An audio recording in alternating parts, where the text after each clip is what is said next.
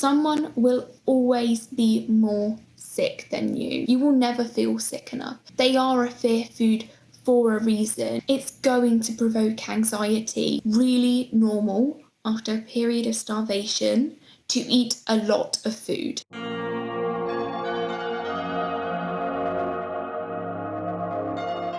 Hi guys, welcome back to my channel. If you're new here, my name's Millie and I'm coming up to 9 months into recovery from anorexia. This morning I asked on my social medias for any questions that you guys had for me about my recovery journey or about recovery in general. I got so many responses. What I have done is grouped some of the most common ones together and I have timestamped them along the bottom. If there was a particular topic that you asked about or that you were interested in, you can skip to that section. In the first video on my channel, I spoke briefly around kind of my history of mental health problems, but I suppose to summarise, I've had poor mental health pretty much since I started adolescence really. This particular relapse of anorexia was triggered by graduating from university. I didn't feel like I had a set plan. I felt like I was losing my identity. A lot of how I valued my worth was tied into my grade, and I felt like I was going to lose all of that when I graduated and went into the real world. So I was just clutching on to something that I could control. The day I moved in, I drove to this county with my dad in his van and I felt very unwell. I honestly thought I wasn't going to survive, and I didn't want to die. I don't want to die. I want to enjoy my life. Before moving into this flat, I already had a referral to the Adult Eating Disorder Service in motion, so I already kind of was on the path to recovery. I wasn't ready to accept it at that time, but I knew something had to change because I didn't really want to die. I think making that jump from being in a place of kind of semi-recovery to all-in, fully committed recovery was definitely the hardest thing I've had to really ever do. I told myself that I could recover whilst calorie counting. I told myself I could recover and maintain an unhealthy weight for my body. You can't fully recover and hold on to certain aspects of the disorder because then you're not fully recovered. Accepting that definitely has been the hardest part, but it's entirely necessary. And once I did throw myself into recovery, that's when I've really seen the most positive changes. Definitely when I recently went to Bristol on my own for 2 nights and I fueled myself. There was nobody there holding me accountable and I still ate. Not only did I eat, I faced some of my biggest fear foods. I got takeout twice. It was just the most amazing experience. I'm gonna cry just thinking about how proud I am of myself for doing that. When I decided to recover, I wrote down on paper the reasons why I wanted to recover, so I can always go back to that if I'm struggling on a low motivation day. I'd encourage you to spend some time reflecting and actually commit down onto paper why you're doing this, so that when you're struggling with motivation, you can just read that through again and kind of remind yourself. And when nobody is around, you really just have to hold yourself accountable to yourself. Only you can know if you're fully trying your hardest. You can fool the people around you. It's fairly easy in a way to make everyone believe that you're doing fine when maybe you know in your mind that you could be doing more. Therefore, at all points in recovery, regardless of whether you're on your own or not, you have to hold yourself accountable. You need to recover for you, not for anybody else, in my opinion. And the only way you're going to achieve that is if you can hold yourself accountable to yourself and know within your heart deep down that you're trying your best. What I'll do is I'll leave in the description some of the accounts on TikTok, Instagram and YouTube that have been the biggest kind of support networks for me. Some of my favourite quotes are, at the moment I'm obsessed with, if it doesn't challenge you, it won't change you. I remind myself that if I'm really struggling with things like guilt or anxiety before or after eating, or if I'm struggling with compulsive exercise or that kind of restless feeling, if it's not feeling uncomfortable, it's not challenging something, it's not changing something. And the whole idea of recovery, of course, is to change something because you want to get better. I think 3 things here: be patient, be kind, and honour inner you. Honour little you, honour your inner child. You don't have to face the biggest fears on the most challenging days. Of course, you still have to eat.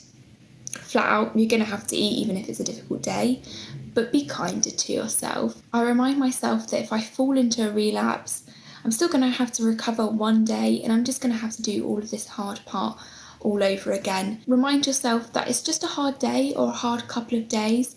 Setbacks are normal, lapses are normal. Not everyone will experience them, but if you are, it's really common. But it doesn't mean that you're back to square one.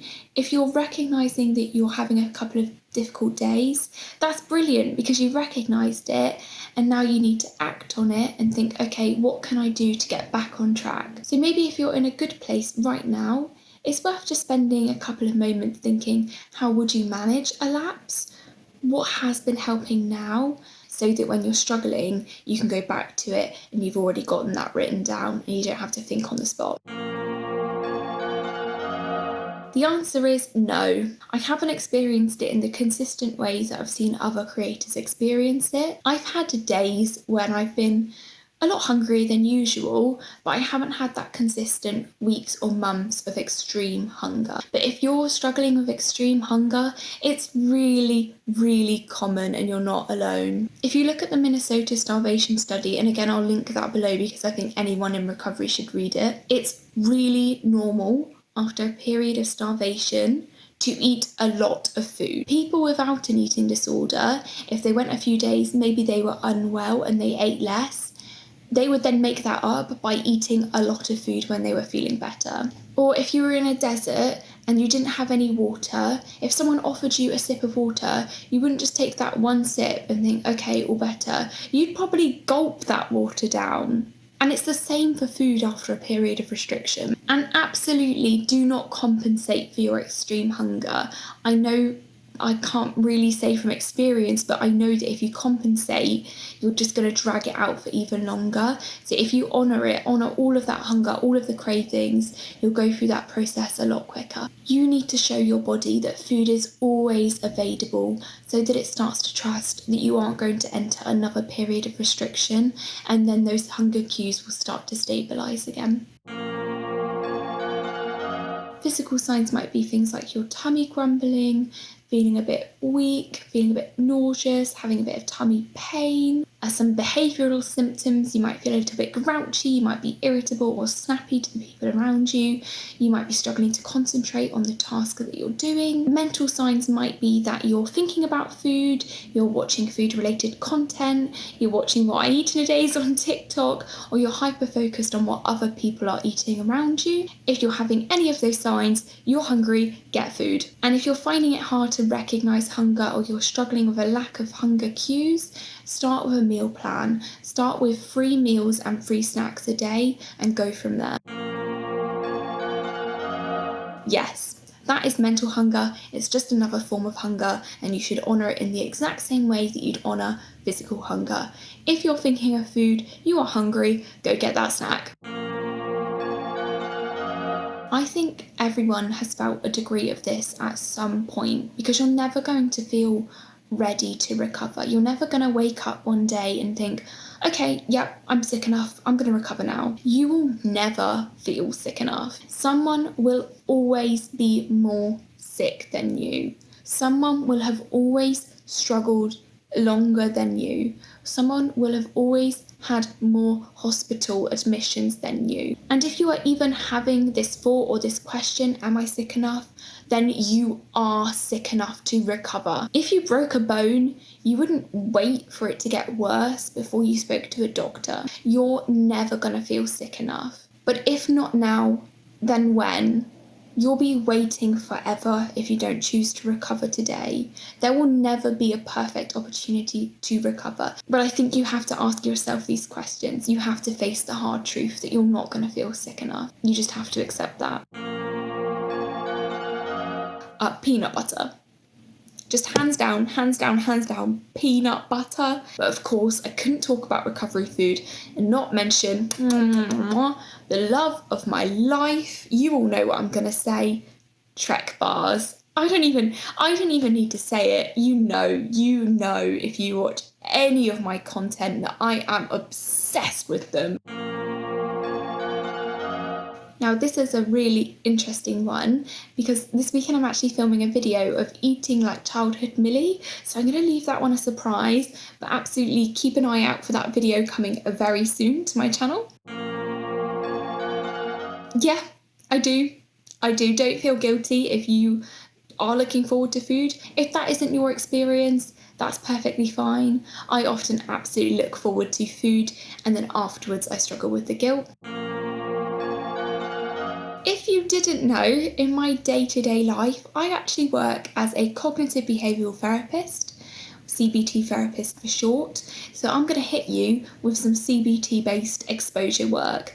This is the kind of thing that I might do with a patient who has a particular phobia, but in this instance, the phobia we're facing is food. What you want to do is start by making a list of all of the foods that bring you anxiety. Then what you want to do is put that list of foods in order of how difficult they would feel to eat in the next week. You can rate maybe the anxiety that you would feel if you had to eat that food on a percentage, so from 0 to 100%. It's very unlikely that anything's going to be a 0, but we'd probably want to start maybe around the 20% mark. Then what you need to do is start from the bottom of that list, so whatever feels the easiest to face, start with that and plan a specific time and situation that you're going to face that fear. So when, where, what and who.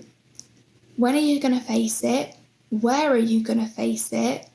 What exactly are you facing? And who is going to be there with you? And it's okay if you have to do it on your own. If you're living alone, perfectly fine. And you want to do that again and again and again until that fear has halved. So if you're starting at 20%, you want to do it again and again and again until it's reduced to 10%. And then you might want to do the next one on the list. My best tips for doing this is write it down on paper, be specific, and plan in exactly how you're going to face those fears so that you can't keep putting it off. And go in with it mentality. That's from Tabitha Farrar. I got that from her. When you actually come to face it, say out loud it and then put the bite of food in your mouth. And remember, there is always going to be a level of anxiety when you're facing these foods. They are a fear food for a reason. You are restructuring how your mind works.